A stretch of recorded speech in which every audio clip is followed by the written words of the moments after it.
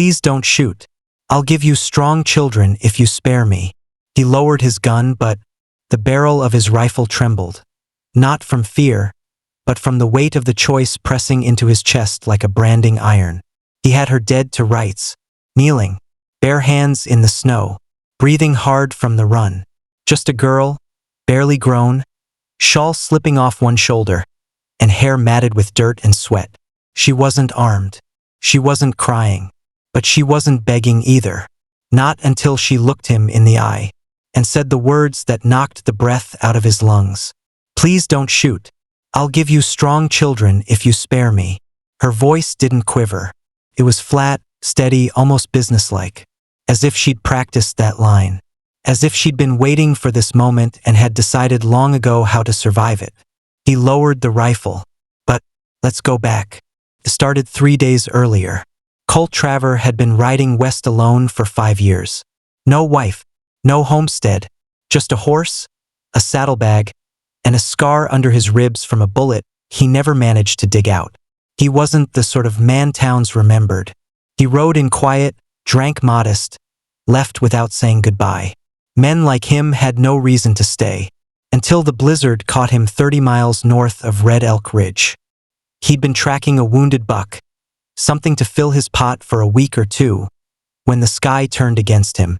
The snow didn't fall gently, came sideways, ripping through pine like knives.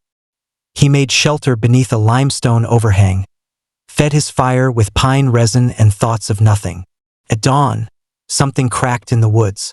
A branch, then another. Not the clean snap of deer hooves, but hurried, clumsy footsteps. Barefoot from the sound of it. Too fast for logic, too slow for escape. He stood, rifle in hand, and stepped out into the half-frozen clearing just in time to see her break through the trees. She looked feral. Skirt torn, no coat, just a dress made for milder weather and a face pale with windburn and exhaustion. Her eyes found him instantly, wild, desperate, calculating. She slipped once, caught herself, didn't fall again, and then stopped 10 paces away, chest heaving, hair frozen in places from melted snow. He didn't move. She didn't either.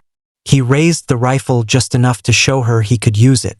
She didn't flinch, just whispered, "Please don't shoot." She took one step forward. "I'll give you strong children if you spare me."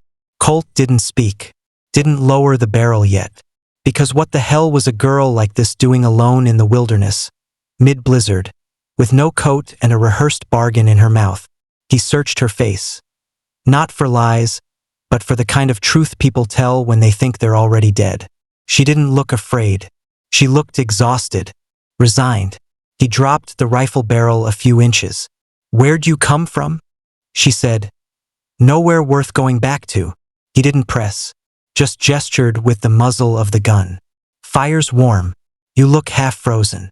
She hesitated, then walked toward him, slowly, deliberately, like she didn't want to spook either of them. Once under the limestone shelf, she collapsed to her knees, hands outstretched to the tiny fire. Colt sat a few feet from her, rifle across his lap. They didn't speak for a long time. She didn't ask his name. He didn't ask hers. But as the wind howled just beyond the overhang and the orange glow danced across her cheeks, he finally broke the silence. "You always offer that when you think you're about to die?" She looked sideways at him. "No." Pause. "But I figured it's what most men want." He frowned. "Children?" "No," she said. "Someone to make the offer. Someone too scared to be worth shooting." He looked at her again, really looked, and saw the bruises. Not fresh, faint yellow fading to skin color.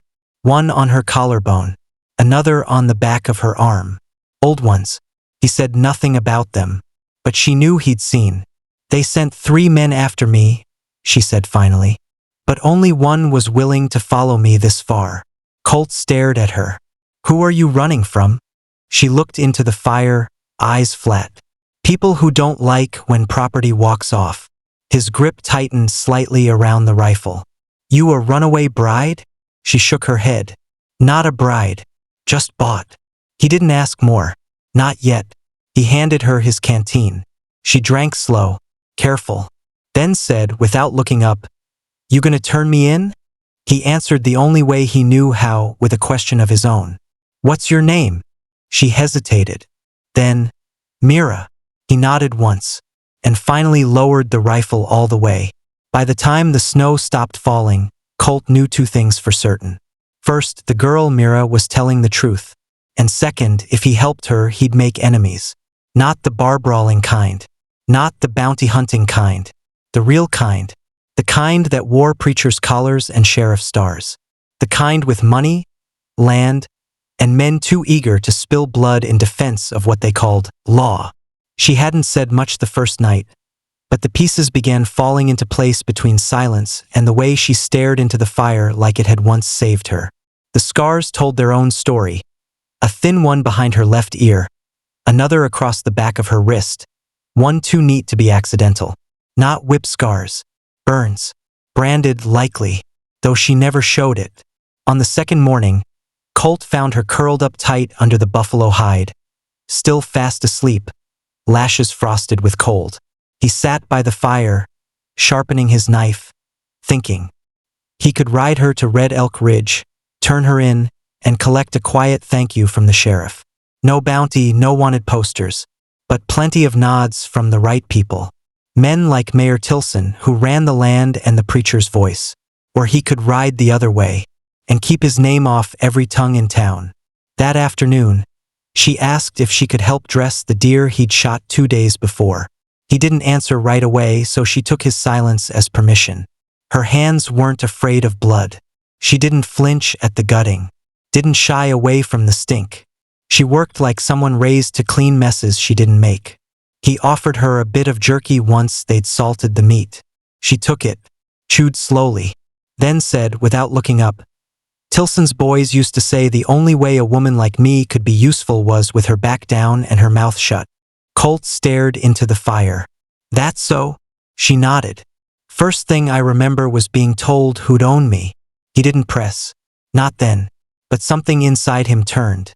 A bitterness. Not against her, but against the whole machine that built men like Tilson. Ones who bought girls like livestock, then called it God's plan. That night, as they huddled beneath the hide, he caught her looking at him when she thought he was asleep. Not with fear. Not with longing. Just searching. Measuring. Like she was trying to guess how long before he changed his mind. The next morning, they reached the canyon pass. Red Elk Ridge was 5 miles to the east. If he turned now, they'd make it before dark. He could hand her over. Ride off.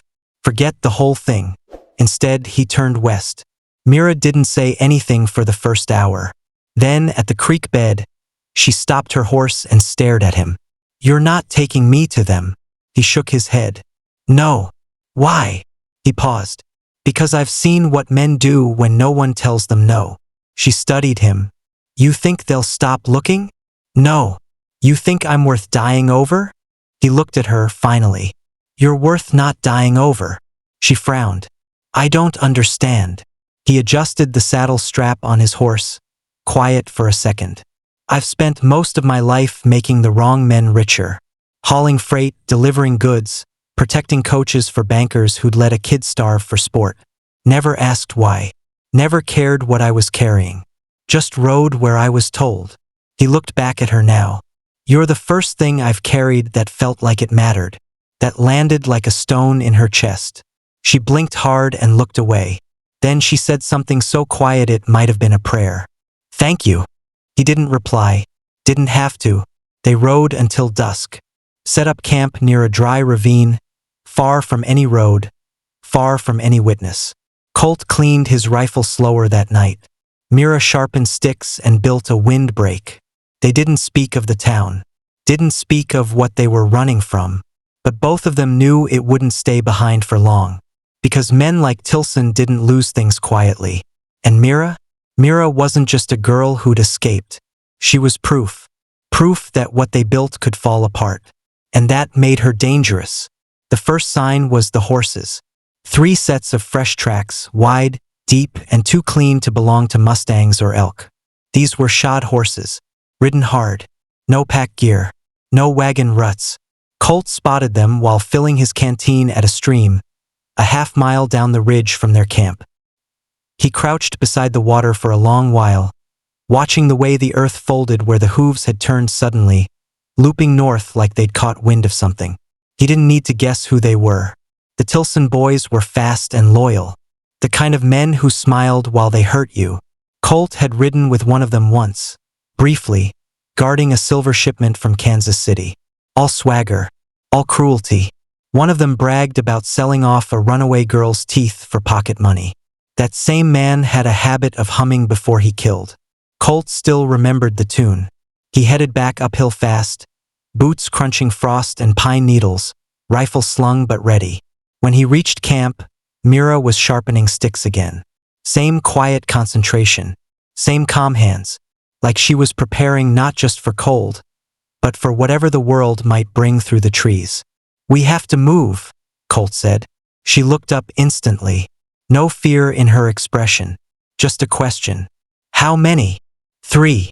Tilsons." He nodded once. Her shoulders didn't slump. She didn't cry, but her fingers curled around the stick until the knuckles went white. They packed in under 5 minutes. Left the fire cold, left the coffee pot. Took only what could ride. The sun was still low enough to hide them in shadow, but Colt's gut twisted like a bad coil of rope. "Where will we go?" she asked. "There's a mining camp west of Breakneck Ridge. Tunnels, rock walls, narrow entrance." She nodded. "You ever been hunted before?" he asked as they mounted up. "I've been owned," she said. "That's worse." They rode hard, not speaking again for hours. The wind picked up. Branches cracked somewhere behind them, maybe deer, maybe not. Colt never looked back for long, just listened, watched. At dusk, they stopped at the edge of an old stone quarry. It dropped sudden and deep 60 feet of cold gray silence. There was a path down, switchbacked and narrow. Colt tied off the horses near a boulder and helped Mira down first. The floor of the quarry was rough, but sheltered. One old cave in the north wall still held timber braces. "We stay here," he said. "If they track us, they'll hesitate before dropping in. What if they don't? Then I shoot first." She didn't argue. They didn't build a fire that night, just wrapped themselves in blankets, eyes open to the dark. And that's when Colt heard it. A low whistle, the same humming tune he remembered from Kansas City. His heart sank. Mira froze beside him. "They're here," she whispered. He nodded. The echo made it hard to count footsteps, but the sound of 3 voices, low, cocky, and getting closer, bounced down into the stone pit like ghosts. Colt stood slowly, rifle in hand. Mira followed, eyes locked ahead. Then came a voice. "Colt Traver," one of them called. "We heard you took something that don't belong to you." Colt didn't answer. "You know how this works," another said. "That girl? She's claimed. Tilson paid good for her. She ran," Colt shouted back. "She don't get to run." Another pause. Then the whistler spoke again. "Look, we ain't unreasonable. Hand her over and we walk. No blood. Hell, we'll even tell Tilson you fought us. Make you look like a hero." Colt shifted his stance, raised the rifle slightly. Mira stepped beside him. "Don't," he said, voice low, but she kept her eyes forward. "If I go back," she said loudly, "you'll kill me slowly." One of the men laughed. "That's the plan." She stepped forward now just a few feet, and yelled, "Then come and take me." Colt's breath caught. They were trying to provoke a charge. Flush them out. Bring the fight into the open. "Back up," he hissed. "Let them come to us." But she didn't move, and then the first shot rang out, slammed into the rock wall inches above her shoulder. She didn't duck. She didn't scream. She just stared at Colt and said, "If I fall, don't shoot to wound. Finish it." He gritted his teeth. "You're not falling." Then, from the edge of the quarry, they appeared 3 shadows, rifles raised, coming in like hounds chasing cornered prey. Colt took a breath, lined up the barrel, fired once. The first man dropped without a sound. The second returned fire, bullet slicing past Colt's cheek, drawing blood. Mira ducked now, finally, but only to scoop the fallen man's revolver. She'd never held one, but she pointed it like she meant it. The third man froze at the sight of her, blinked. Maybe surprised she was armed, maybe startled to see her not broken. She didn't shoot. She didn't need to. Colt's second round tore through the silence and dropped him like a sack. Only one was left. The whistler. He was gone. Vanished back over the ridge. And with him, the worst of it. Mira exhaled, then dropped the revolver. Colt slumped against the stone, blood dripping down his neck, still breathing, still upright. She sat beside him, grabbed a rag, pressed it to his wound. Neither spoke. The moon rose slow over the quarry wall, spilling pale silver across two souls who had chosen not to run anymore. Colt didn't sleep much that night. Not from the pain, though the gash on his cheek stung like hell, but from the silence that followed. A strange kind of silence. Heavy. Final. The kind that settles in after a choice is made and there's no going back. Mira stayed beside him, her hands never trembling as she cleaned the wound and tore a strip from her own dress to bind it. She didn't talk, didn't cry, just worked like a woman who had patched enough broken things to know which ones could be saved. "You could have run," he said quietly. She looked at him. "I did. For years. That night when you first saw me, you thought I might shoot. I hoped you would." He raised his eyes at that. She took a breath, then said, "Because if you'd shot me, it would have been clean. Quick. Not like what they did." Her voice didn't shake. She'd gone too far for that. Beyond fear, beyond even shame. She was living in a place most people never reached. A place where survival came with scars but never apologies. "I've been passed around since I was 12, she continued. "Men like Tilson see girls like me the way ranchers see livestock. Useful but only for what comes out of you. Children. Service. Silence." Colt clenched his jaw. "I was raised on a ranch," he said. "But my ma would tan me raw if I ever looked at a creature and thought it was mine just because I fed it." Mira gave a small, dry laugh. "She sounds like someone I would have liked. She'd liked you too. You speak plain." She nodded, then leaned back against the stone wall, watching the stars shift in the slice of sky above the quarry. "You really would have taken me to the sheriff that day," she said. "If I hadn't spoken first." He didn't answer. "Wouldn't blame you," she added. "That offer about children. It wasn't real. I just thought, maybe it would make me worth sparing." His eyes moved toward her now. "You were worth sparing because you're you, not because of what you can give someone."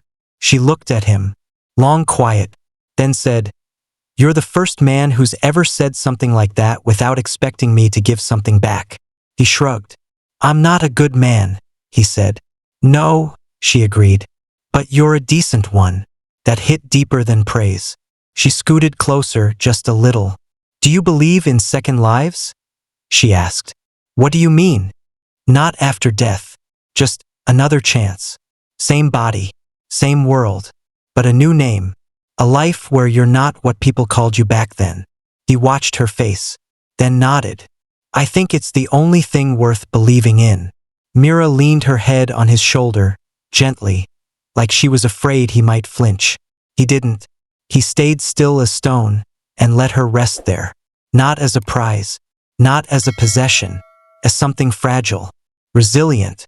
A girl who'd survived everything and still knew how to sit quietly with a man who didn't ask for more than her company. She whispered, "I don't know who I am without the running. You'll figure it out." "How?"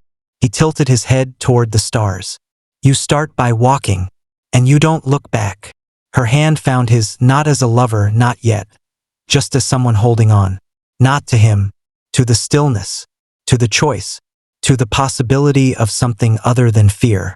The next morning, she woke first, made coffee, sat watching the sun rise over the quarry rim.